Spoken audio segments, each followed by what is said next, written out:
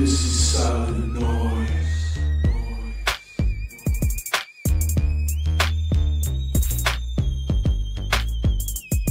Hello, boys and girls. There's that thing again. Whoop! Knife Whisperer here. And boy, do I have a good one for you today. Do I even have to say what this is?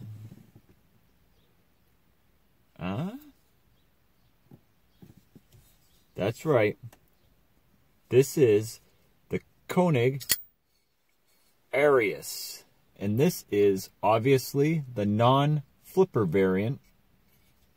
This knife was sent to me by Kyle, DTOM Knives and Gear.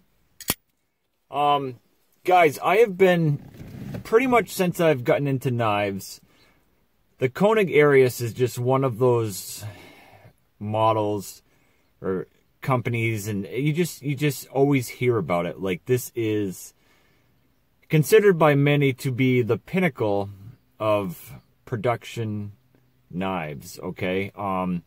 Fit and finish, action, materials, just everything coming together, in a lot of people's opinion, to make the ultimate production knife, okay?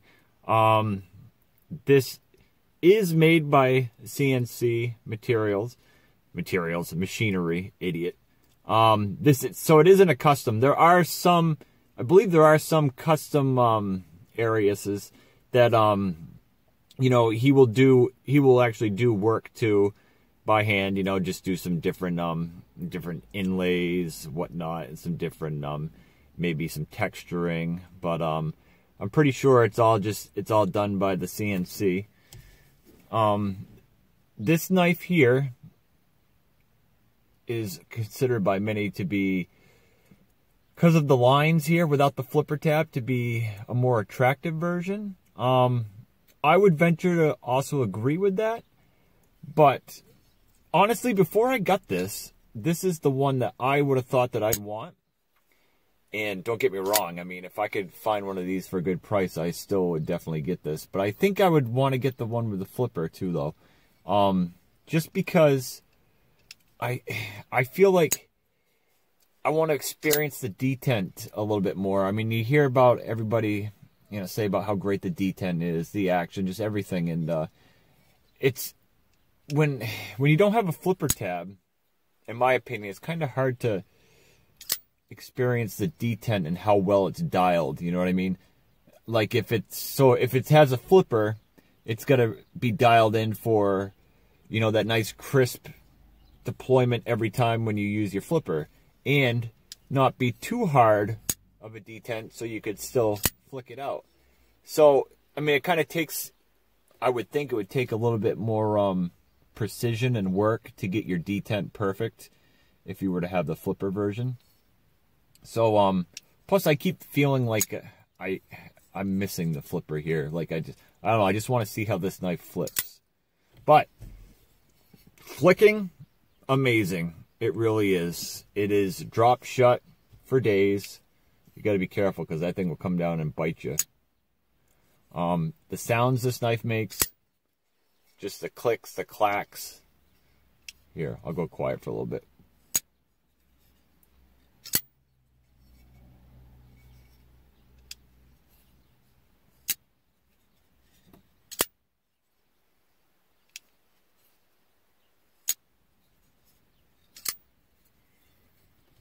As you can see, or as you can hear, the knife sounds awesome. You know, it's just super fun to play with. You can listen to this thing all day long. At least I can. My wife and kids, no, really not a fan. But I don't care, because as long as I have this knife in my possession, which is only going to be probably another day, I am going to flick it as much as I can, because that noise and the action is just absolutely addicting. So, what do we have here? On this one here, I believe it is CTS XHP. Now, the Arius comes in all sorts of different blade steels. I believe it comes in M390. I believe There might even be 20 CV. It just depends on which one you get, really. There has been 4 generations of this so far, and I believe he's actually working on a mini. I believe that will be coming out this year, from what I've heard. Just a very, very well done knife, guys. You got 3.5 inches of blade here. It is a 4mm blade stock, and just look at all the work that is done to this blade here. All the different swedges and grooves and rounding that has been done to this thing. It is just absolutely yummy. Everything has got a nice chamfer. This one has got the texture on the handle. That's what I would want too. The texture feels awesome. You know, it just gives it that more luxurious feel in hand. It really does.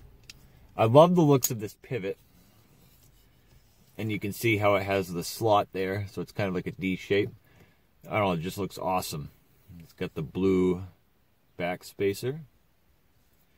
You'll see ones too that will have blue hardware.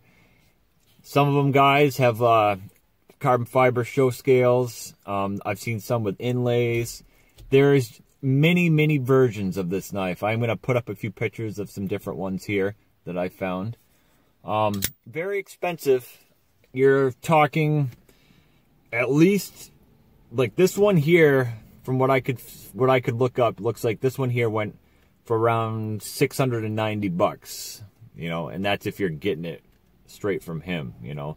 Secondary on these guys, you're gonna pay more. I mean, unless of course the thing's beat up, or you get a bro deal if you're lucky. But just because they're hard to get, you know, he does small batches of them, and as soon as they hit any of the sites, they're gone. I mean, you almost have to have like an in with somebody and just know when they're coming so you can be right there to pick them up, because they're gone in seconds.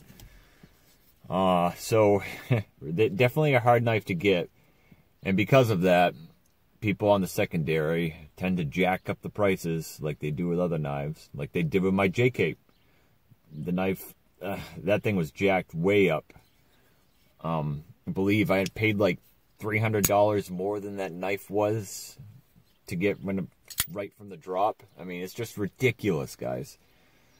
The secondary just will kill you. But it's, you know, people know if you really want it, and it's the only way you can get it, you got to pay for it. So that's how they get you. And, you know, as much as we say we don't want to pay those prices, and we are not, sometimes you do.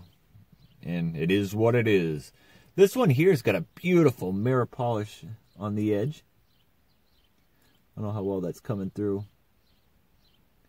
So, this knife has been reviewed millions of times, guys. I just really wanted to show it to you. And I just wanted to experience this knife to see if it really was as good as everybody claims it is. And it definitely is, guys. It really is. It's very, very well built. It's very light, too. This is a big knife. I mean, this is almost a 9-inch knife. And it feels, I believe there's still only like 5 ounces, barely. There is a ton of milling on the inside done here. You can kind of see in there.